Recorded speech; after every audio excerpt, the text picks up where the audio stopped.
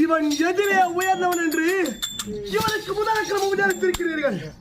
நல்ல நடத்தை உண்டா அல்லது நல்ல யோகிதை உண்டா, நல்ல குடும்பங்கள் உண்டா? இவ்வளோ கோபம் வருது உனக்கு? கோபத்து கொஞ்சம் பொறுப்பா தாத்தா. பகவான்பா தெய்வம். எத்தனையோ ராஜா வந்திருக்கிறார்.